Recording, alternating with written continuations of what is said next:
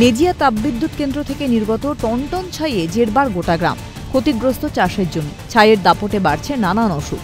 অবিলম্বে এই ছাইপুকুর থেকে নিস্তার পেতে পুনর্বাসনের দাবি তুলে বিক্ষোভ কৃষকদের। বৃহস্পতিবার বাঁকুড়া লটিয়াবনি গ্রামের বাসিন্দারা মেজিয়া তাপবিদ্যুৎ কেন্দ্রের ছাই পরিবহন বন্ধ করে বিক্ষোভ দেখায়।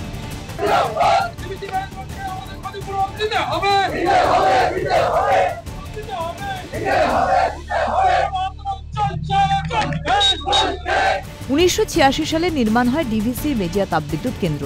2400 মেগাওয়াট বিদ্যুৎ উৎপন্ন করতে গিয়ে এই তাপবিদ্যুৎ কেন্দ্রে প্রতিদিন উৎপন্ন হয় টন টন ছাই। উৎপন্ন হওয়া সেই ছাই প্রতিনিয়ত পাইপলাইনের মাধ্যমে জমা হয় ছাই পুকুরে। আর সেই ছাইয়েই বেড়েছে মানুষের নরক যন্ত্রণা।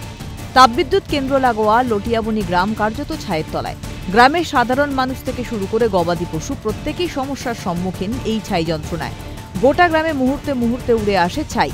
ছাইয়ের আস্তরণ পড়ছে রান্না করা খাবার এবং গ্রামের সর্বত্র।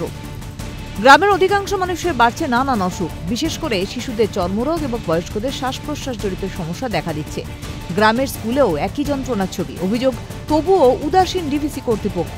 এবং এমটিপিএস কারখানার যে নির্গত যে ছাই বা পলিউশন, যেটা আমাদের গ্রামকে কিন্তু একটা গ্রাস করে চলেছে। এবং এই মতে আমরা 2008 থেকে 2009 থেকে আমাদের আন্দোলন শুরু হয়েছিল। এখনো পর্যন্ত আমরা সেই আন্দোলনে কিন্তু সামিল হয়েছি।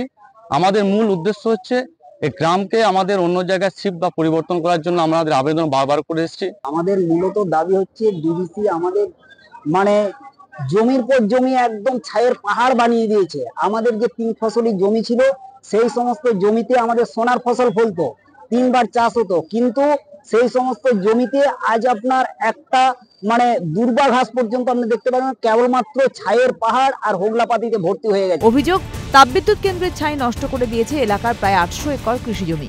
এক্ষেত্রে তৎকালীন মুষ্টিমেয় কিছু কৃষক সামান্য কিছু ক্ষতিপূরণ পেলেও 2021 সাল থেকে সেই ক্ষতিপূরণ পুরোপুরি বন্ধ করে দেয় ডিভিসি। আমাদের 2021-22 সাল থেকে বাকি রয়েছে। এখনো সেই বকেয়া 594 জনের বাকি আছে টাকা, সেই টাকা এখনো দিতে পারেনি।